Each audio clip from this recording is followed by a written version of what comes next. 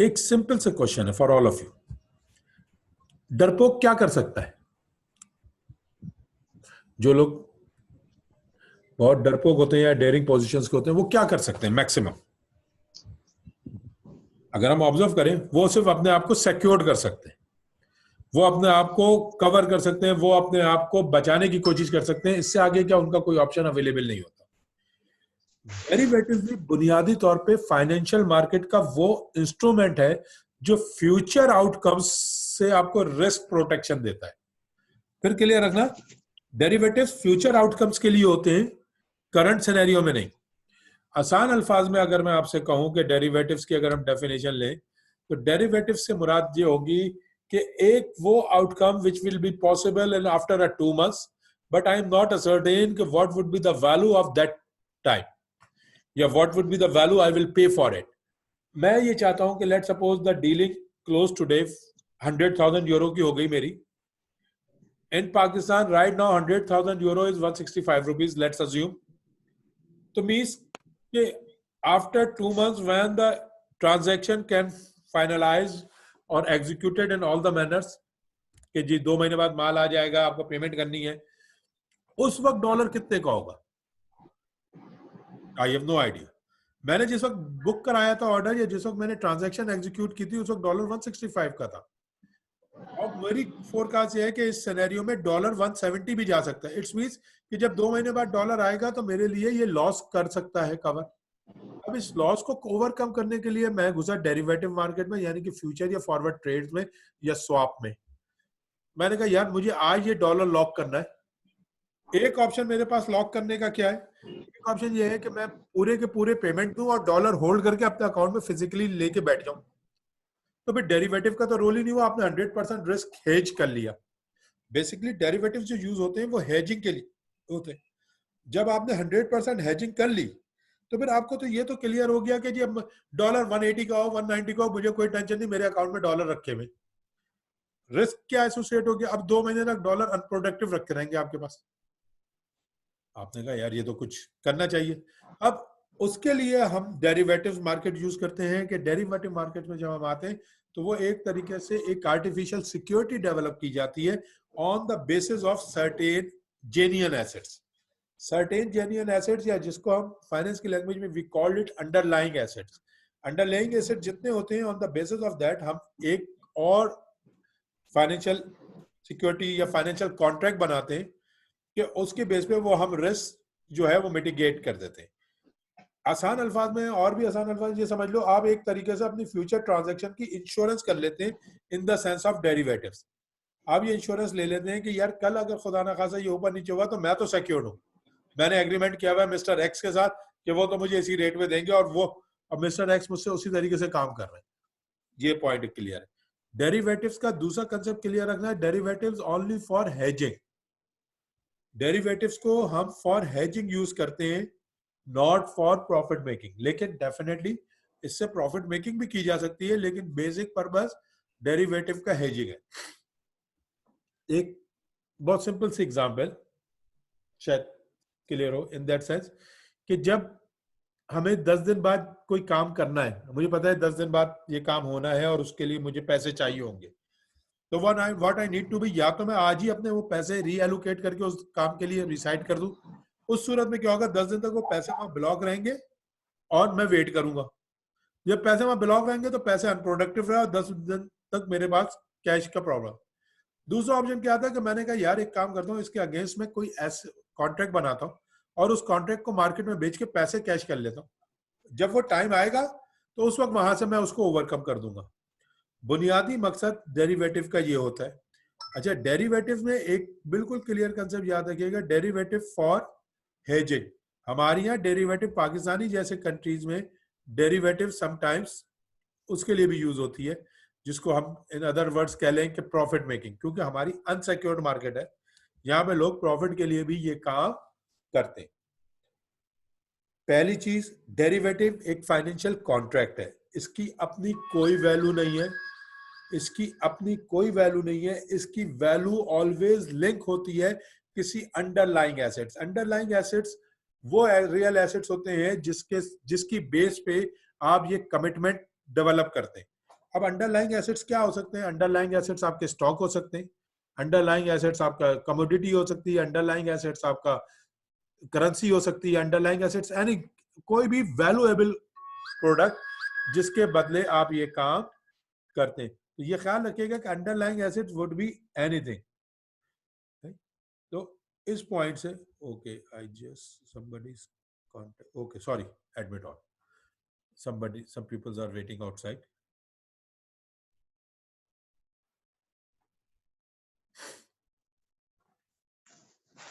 Okay, all of you hopefully इन हो गए भाई।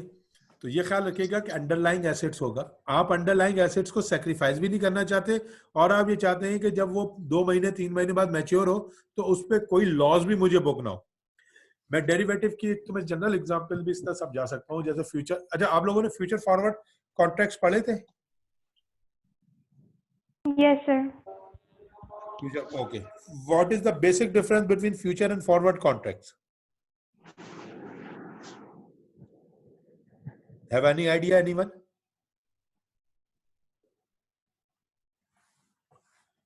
किसी को कोई आइडिया हो? We are very open, we are just sharing कि तुम लोगों का एंगल ऑफ अंडरस्टैंडिंग क्या है फ्यूचर और फॉरवर्ड मार्केट की तरफ।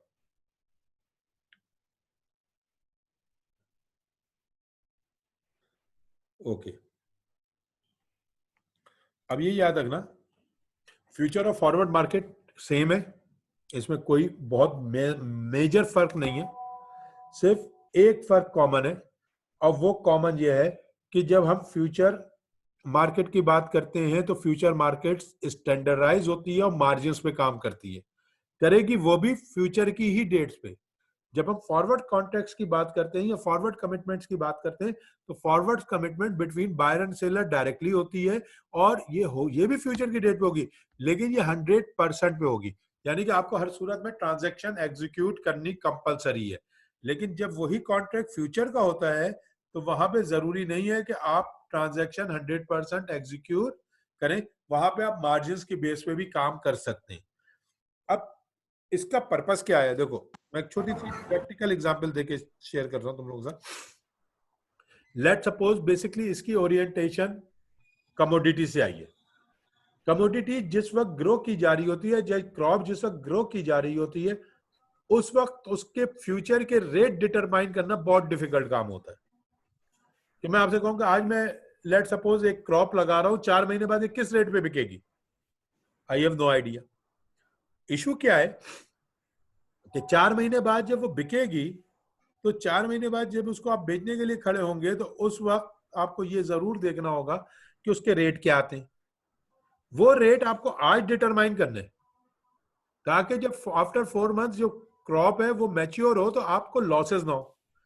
आपने वो रेट आज जब डिटरमाइन किया है तो एक आपको ऑप्शन आया, लेट सपोज कि आपको ये पता है कि जब after 4 month it's your product become mature, at that time सारी ही जो आपकी ऑर्गेनाइजेशंस हैं या सारी ही क्रॉप्स फार्मर्स हैं उन सब की क्रॉप्स मार्केट में आ जाएगी। जैसे ये क्रॉप्स मार्केट में आएगी इसमें सप्लाई साइड से प्रेशर बिल्ड होगा, सप्लाई साइड से प्रेशर बिल्ड होगा तो we need to sacrifice the prices, क्योंकि फिर हमें अंडर अंडर 100% प्राइसेस के ऊपर सैक्रिफाइस करना पड़ेगा फॉर इंडिविजुअल गाय। अब इशू जो आया दूसरी तरफ वो ये आया कि वो प्राइस आपको आज डिटरमाइन करनी है कि आप सही क्रॉप कल्टीवेट करने चाह रहे हैं या नहीं। होता क्या था कि लोग क्रॉप्स कल्टीवेट कर लेते थे और एट द टाइम ऑफ जब वो फार्मिंग यील्ड आ जाती थी तो यील्ड के उनको सही पैसे नहीं मिलते थे और लॉसेस सफर करते थे। यहाँ पे डेरिवेटिव्स में एक बहुत क्लियर कंसेप्ट रखना है, derivatives is very necessary for holding power. जिनके पास होल्डिंग पावर है उनके लिए डेरिवेटिव्स की कोई इंपॉर्टेंस नहीं है। उन्होंने कोई बात नहीं, रेट नीचे चले गया मैं होल्ड कर लूंगा, वेयर हाउस में डाल दो, जब बढ़ेगा जब दूंगा। लेकिन हर एक की होल्डिंग पावर नहीं होती। कुछ लोग ये चाह रहे हैं कि मैं आज जो अपनी क्रॉप्स कल्टीवेट कर रहा हूँ उसके जब 4 महीने बाद रेट आए तो वो मुझे फिजिबल हो। अब थोड़ी देर के लिए प्रैक्टिकल अप्रोच में आना। एज एन फार्मर हमने कैलकुलेट किया कि अगर ये क्रॉप कल्टीवेट करता हूं आज में तो इसमें मेरे इतने सीड्स लगेंगे, इतनी फर्टिलाइजर लगेगा, इतनी पेस्टिसाइड्स लगेंगी, सो मैनी थिंग। और आफ्टर दैट आई कैलकुलेटेड कि जी मेरी इस टोटल क्रॉप पे जो let suppose we assume that के 1 एकड़ पे हो रही है, लैंड मार्क कर लिया ताकि हमें पता हो कॉस्टिंग कितनी आ रही है, उसके ऊपर मेरा खर्चा आ रहा है फॉर एग्जाम्पल 20,000 रुपए। अब मैंने कहा यहां पे जो मेरी क्रॉप में उगाने जा रहा हूं, लेट सपोज वो वीट है, वीट में आज कल्टीवेट करता हूं तो 1 एकड़ से मुझे वीट मिलेगी तकरीबन 40 मन, जिन बीजेस के साथ या जिस टेक्नोलॉजी से मैं काम कर रहा हूं। अब अगर 40 मन मुझे क्रॉप यील्ड आएगी पॉजिटिव, पॉसिबल है, अभी आई नहीं है, अभी ये फोकस रखना, अभी आई नहीं है, अभी आपकी ये कैलकुलेशन में।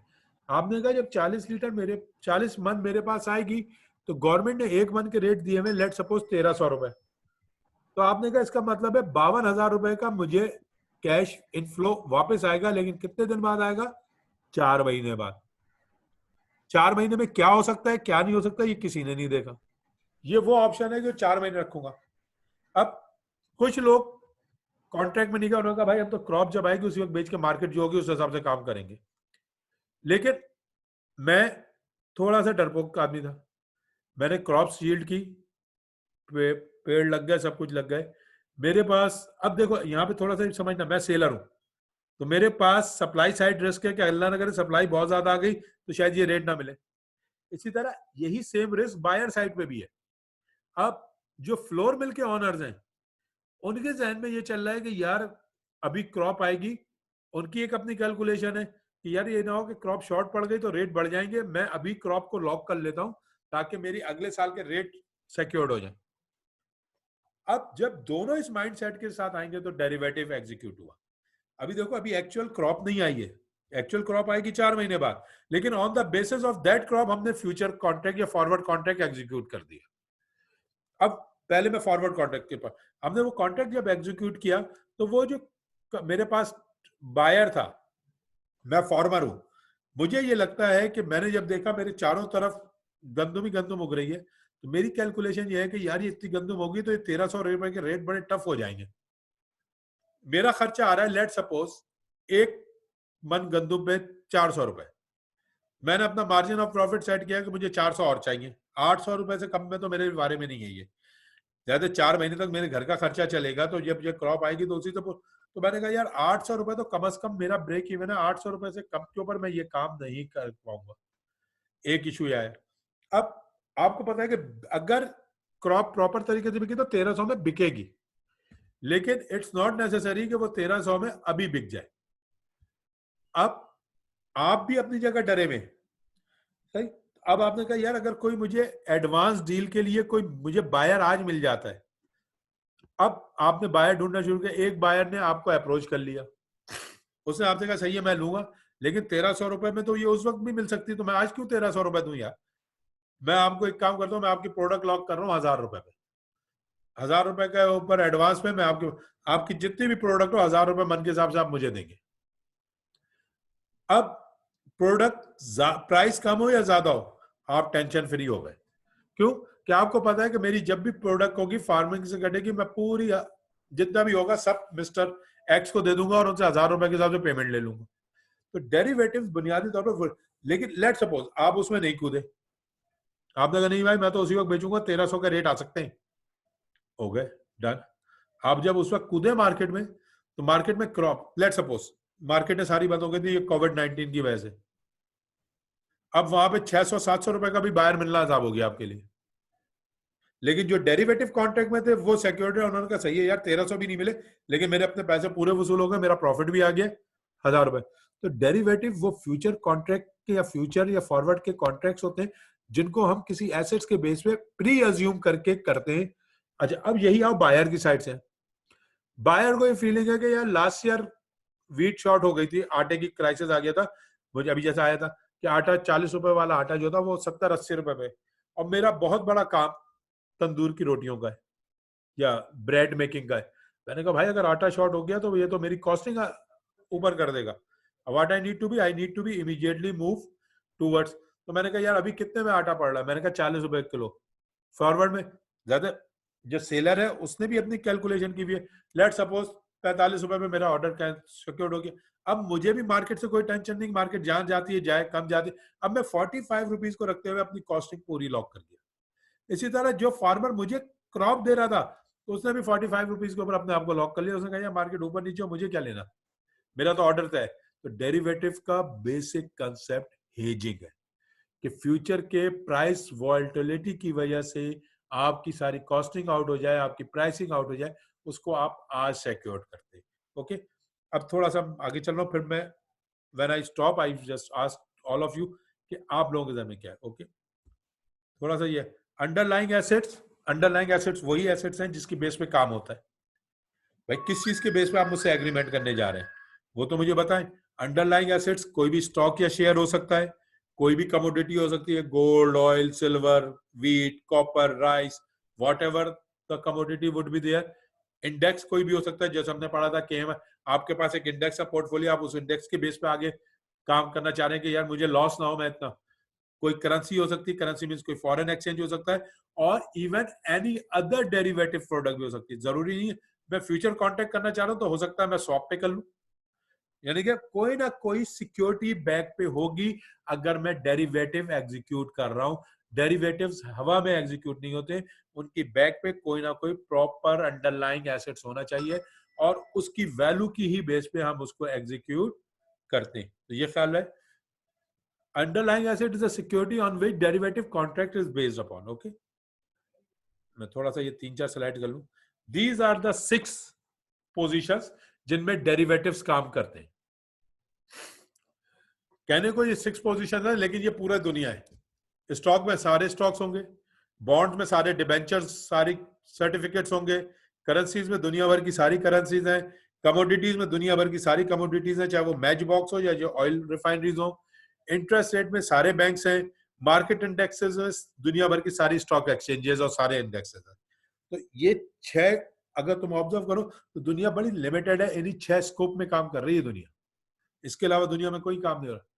हाँ, उसके अंदर बाइफर्केशन और सेग्रीगेशन बहुत ज्यादा है, फिर उसमें हम काम करते हैं, लेकिन these 6 are the main items जिसके ऊपर वर्कआउट किया जाए, और इन्हीं 6 मार्केट्स में डेरिवेटिव चलते हैं।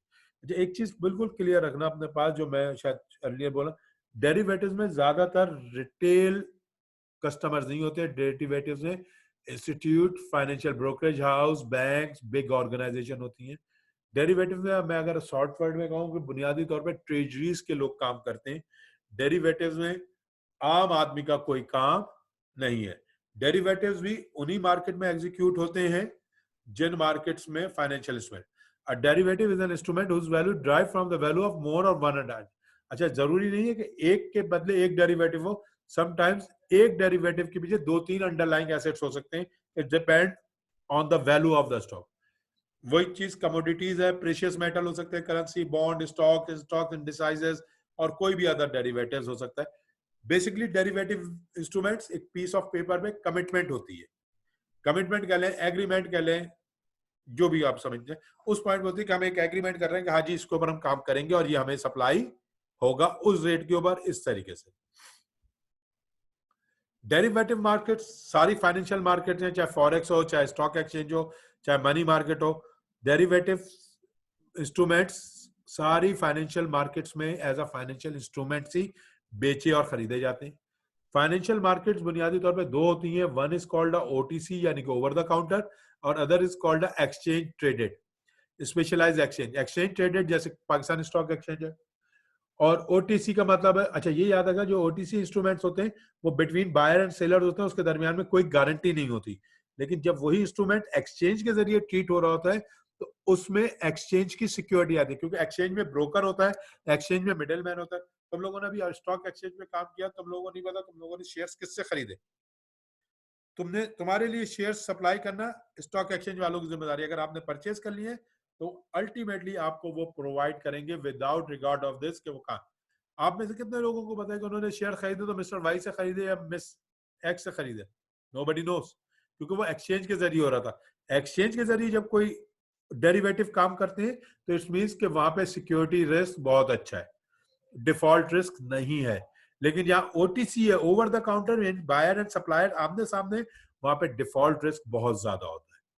लेट सपोज मैंने आज आपसे एग्रीमेंट किया कि 2 महीने बाद मैं माल लूंगा और मैं मर गया, किसको माल बेचेंगे? या मेरे हालात वो नहीं रहे कि मैं खरीद सकूं, मैंने कहा माल तो चाहिए, पैसे नहीं है, तो आप बेचेंगे? आप भी नहीं बेचेंगे। तो वहां पे रिस्क बहुत ज्यादा है ओटीसी में। एक्सचेंज में कोई रिस्क नहीं है, क्योंकि एक्सचेंज में प्रोडक्ट की जो कमिटमेंट्स है वो उसमें एक्सचेंज एज अ सिक्योरिटी मौजूद होता है। वो इस चीज को मस्ट इंश्योर करता है कि जब सेलर आया था तो उसके पास माल होना चाहिए, और जब बायर आया था तो उसके पास पैसे होने चाहिए।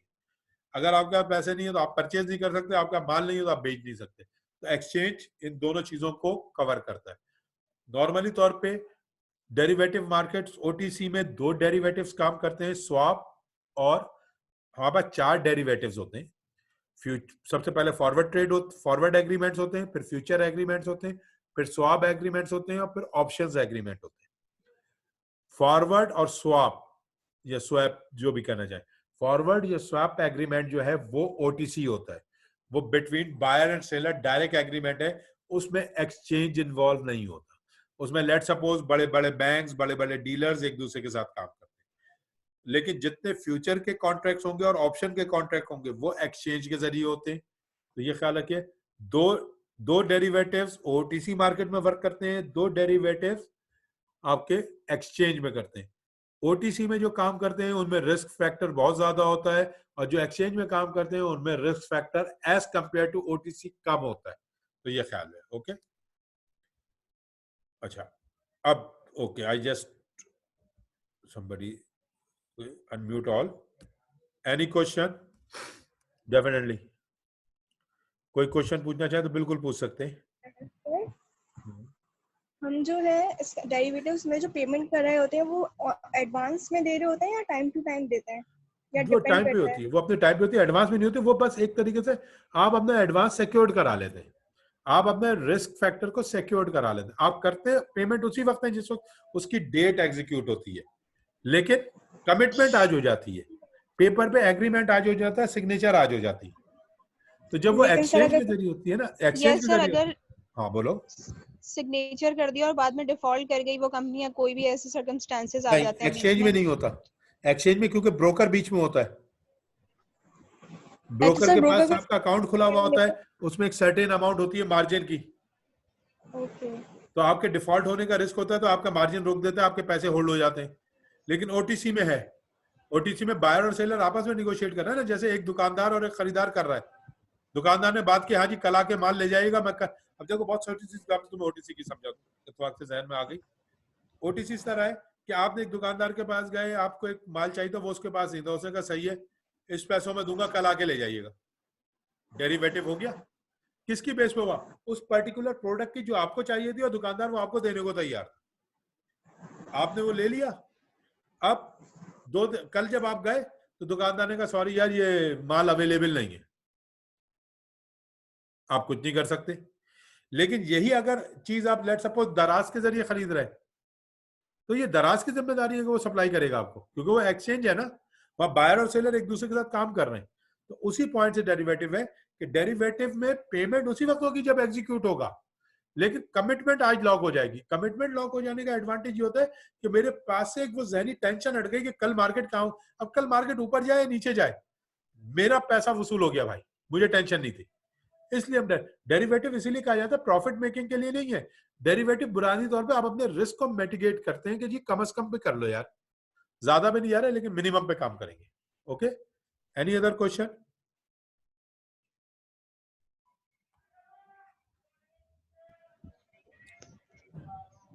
No sir. एनीवन क्लियर या anyone still confuse? No sir. Okay, Vijay. अब डेरिवेटिव्स में पार्टिसिपेंट्स, डेरिवेटिव मार्केट में 4 पार्टिसिपेंट्स हैं, ये यकीनन आप लोगों ने पहले भी पढ़े हुए होंगे। हेजर्स, स्पेक्युलेटर्स, आर्बिट्रेटर्स और मार्जिन होल्डर्स या मार्जिन ट्रेडर्स।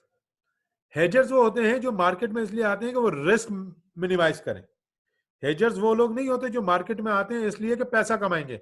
हेजर मार्केट में इसलिए कूदता है कि यार मैं कम से कम फ्यूचर के आउटकम को लॉस ना करूं, क्योंकि हर एक की एक कॉस्ट है। मेरी भी कोशिश होगी कि जो मेरी प्रोडक्ट है कम से कम मेरी कॉस्ट कवर हो जाए, मार्केट कितना भी गिरे मैं लॉस में ना जाऊं। अच्छा, अब एक ऑप्शन यही भी है कि मैं ऑन स्पॉट जाऊंगा, हो सकता है सस्ता भी मिल जाए, हो सकता है महंगा भी मिल जाए, लेकिन मैं उस रिस्क को कवर करने के लिए मैं 2 महीने पहले एग्रीमेंट कर लेता हूँ, ताकि प्राइस वॉलेटिलिटी कोई भी हो, वॉलेटिलिटी मुझे कोई इशू नहीं है। और मैं फ्यूचर के रिस्क मैकेनिज्म से दूर हो गया।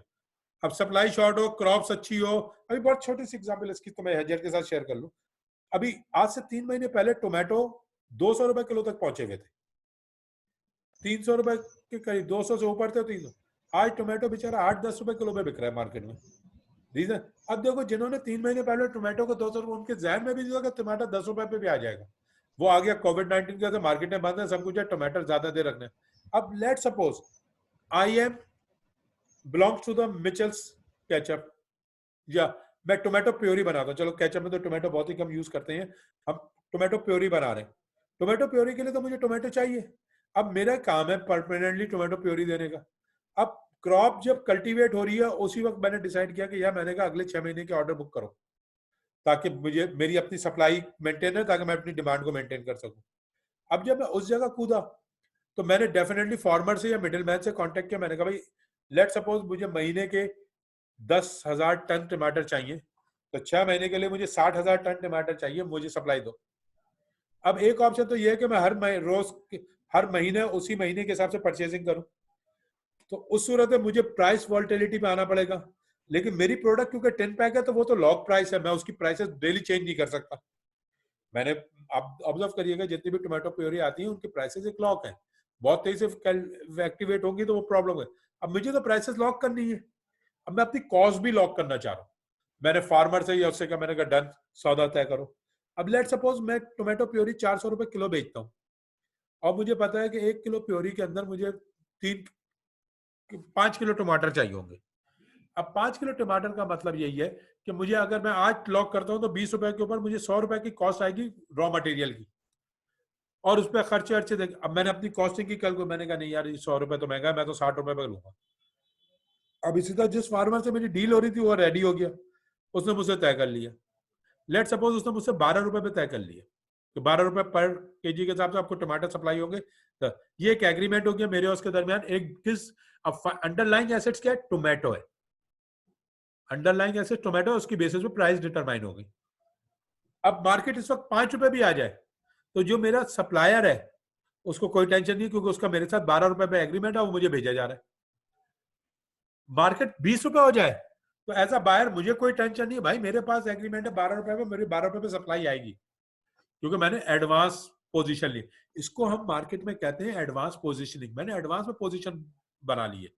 तो अब जब मैं एडवांस पोजीशन बना लेता हूँ ना, तो मेरे फ्यूचर के आउटकम से मैं बाहर हो गया, मुझे कोई टेंशन ही नहीं है। प्राइस ऊपर जाएगी, नीचे जाएगी, आगे जाए, what ever you can do, you can, market कुछ भी करते रहे, मैं तो लॉक हूं, मुझे क्या टेंशन हो रही है।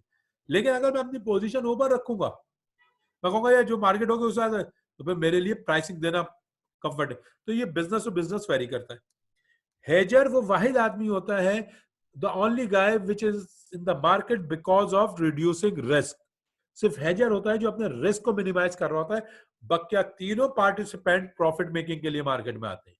The second participant is sir, speculate. अभी जो आपने जो टोमेटो प्यूरी मैन्युफैक्चर वाली एग्जांपल्स हाँ, दिए, तो इसमें जो कॉन्ट्रैक्ट है, ये फॉरवर्ड कॉन्ट्रैक्ट है? ये फॉरवर्ड, क्योंकि एग्जीक्यूट करना पड़ेगा ना। इसको आप फ्यूचर में भी ले सकते हैं। फ्यूचर में क्या होगा कि जब वो टाइम ऑफ डिलीवरी आया, तो वो फार्मर आपके पास लेके आ सर, गया। एक्सचेंज तो इन्वॉल्व नहीं है ना? आपने कहा था नहीं, कि फ्यूचर कमोडिटी में एक्सचेंज भी एक्सचेंज। इन्वॉल्व हो सकता है। ये फॉरवर्ड अगर होगा, सही सही। अगर फॉरवर्ड होगा तो ये तो ओटीसी है, बिटवीन बायर एंड सेलर। लेकिन अगर ये हम्म। मार्जिन पे काम हो रहा है, तो ये एक्सचेंज के जरिए हो रहा होगा। पाकिस्तान में एक्सचेंज मार्केट नहीं है, कमोडिटी एक्सचेंज है, बहुत लिमिटेड है। बेसिकली कमोडिटी एक्सचेंज लंदन में है, जहां से सारा काम होता है। तो वहां पे मैं अगर मार्जिन पे काम कर रहा हूँ, तो वो एक्सचेंज है। अब मैं एक्सचेंज भी समझाता हूँ। क्या मैंने, लेट सपोज मैंने एक्सचेंज के जरिए डील किया, यानी कि मैं डायरेक्ट बायर और सेलर डायरेक्ट नहीं मिल रहा है, बीच में एक्सचेंज या मिडिल मैन है। मैं लंदन कमोडिटी एक्सचेंज किया, वहां मैंने अपने ब्रोकर के जरिए मार्केट में एक ऑर्डर फ्लोट कर दिया कि मुझे, मैं बहुत छोटी सी एग्जांपल, चलो तुमने इसको आगे तक कंफ्यूज करा दिया, तो पहले क्लियर करो। लेज दुनिया का world known brand of chips, किस चीज की बनाता है? आलू की या पोटैटो? लेस की एक दिन की पोटैटो प्रोडक्शन जो है, वो तकरीबन पूरी दुनिया में कहते हैं 2000 टन है। 2000 टन का मतलब है तकरीबन 20 लाख केजी पोटैटो वो रोजाना दुनिया भर में चिप्स के लिए, ये मिनिमम है उनकी, उस पर यूज करते हैं। अब 20 लाख किलो आलू उनको रोज कहां से मिलेगा? वो रोज तो ये तो नहीं होगा कि एक आदमी थैली थैली पकड़ के गाड़ी पकड़ के सब्जी मंडी पहुंच गया, भाई आलू डाल दो। अब पीस ऑफ माइंड के लिए क्या कर रहे हैं, वो ज्यादा इतना बड़ा कोई उनको एक सप्लायर या एक सेलर भी नहीं मिलेगा जो उनको इतना आलू दे। वो एक्सचेंज के जरिए काम करेंगे। एक्सचेंज में उनका अकाउंट है, और एक्सचेंज में जो सेलर्स हैं बड़ी बड़ी से जो फार्मर्स की कंपनीज है वो भी मौजूद है। वहां पे एक्सचेंज के जरिए उन्होंने अपनी रिक्वेस्ट, जिस तरह आपने अभी की थी, स्टॉक एक्सचेंज के जरिए आपको 500 शेयर लेने तो आप 500 लें, 5000 लेने तो 5000, तो 500 को 500 वालों मैच करे। अब पता है आपको चाहिए तो लेट सपोज उन्होंने कहा जी पूरे 1 साल 6 महीने, हम एक एक महीने के फ्यूचर कॉन्ट्रैक्ट कर रहे हैं। 1 महीने के लिए उन्होंने कहा कि जी मुझे चाहिए फॉर एग्जाम्पल 6000 या 60,000 टन केजी पोटैटो। अब डेफिनेटली हो सकता है कोई फार्मर उनको 2000 टन की उस पर आ जाए, कोई 5000 टन देने को तैयार हो, कोई 1 लाख, इस तरीके। लेकिन वो एक्सचेंज के जरिए जब जाएंगे तो वहां पे वो अपने रिस्क को मिनिमाइज करेंगे। फिर वहां वो एक्सचेंज में अगर है तो ये फॉरवर्ड एग्रीमेंट नहीं है, ये फिर फ्यूचर एग्रीमेंट है। अच्छा, अब हुआ क्या कि let suppose due to condition Lay's वाले बैक हो गए कि यार हम इतना नहीं ले सकते, वो बैक हो गए। तो वो जो उनके साथ सेलर था जिसने एग्रीमेंट उनसे किया हुआ था, वो उसको मार्जिन लॉस, लेट सपोज उन्होंने एग्रीमेंट किया हुआ था, we assume that $200 a ton, $200 में 1 टन आलू ले रहे हैं, 1000 किलो वो, सही। उन्होंने वो एग्रीमेंट किया हुआ था।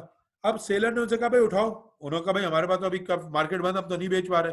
तो क्या होगा उस वक्त, लेट सपोज उस दिन मार्केट $140 टन थी, तो वो $60 सेलर को दे देंगे और वो 140 में मार्केट में किसी को भी बेच दे, उनका एग्रीमेंट खत्म हो गया।